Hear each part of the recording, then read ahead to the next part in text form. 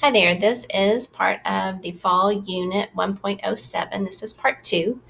We just read at the end of part one about how does Hopper create unity. So he does it with his rectangular shapes and this horizontal, vertical, and diagonal lines. How does Hopper place emphasis? Where does he want you to focus?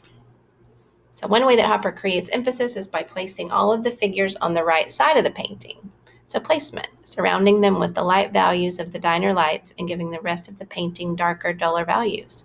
The light and dark values next to one another and the use of complementary reds and greens create emphasis, contrast, and tension. And who are the people? And what do you think their relationship is? Three of the people are customers, and the fourth is an employee. The couple sitting together could be married or on a date, but there aren't enough clues to know for sure.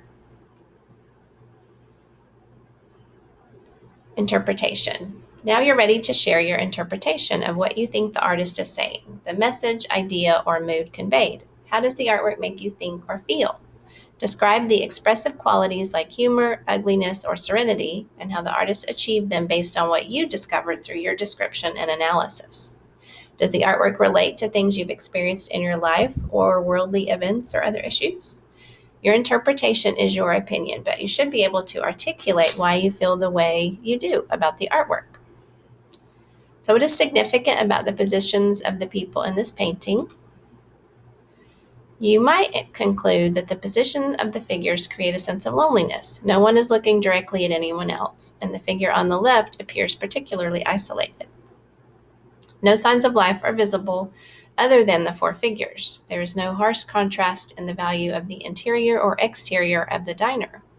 One interpretation of Nighthawks might be that it depicts urban isolation. The final step in art criticism is to evaluate or judge the work. Express your opinion about the success or failure of the work. To say it's nice, I like it, is not an evaluation. State the artwork's value to you, or perhaps its significance to society. After you have described, analyzed, and interpreted an artwork, chances are you've considered many factors and thought about how they relate to your opinions. How would you convince someone that Nighthawk succeeds as a painting? Supporting your opinion with your observations. Going into aesthetics. Have you ever seen a work of art in a museum that made you say, that's not art, I could do that?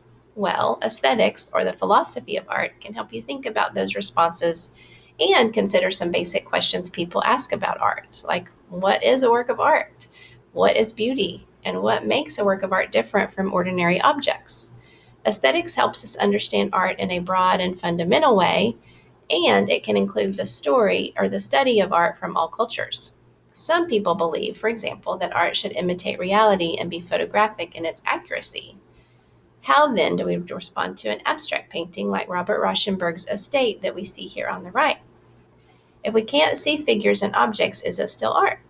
Why or why not? Others believe that art must be beautiful. How then do we classify artworks that depict war, loss, or sadness? Those are the kinds of questions that aesthetic inquiry helps us think about. Keep in mind that there are no concrete answers, meaning there are no right answers. All right, we're going to stop there. We'll pick up more in the next video.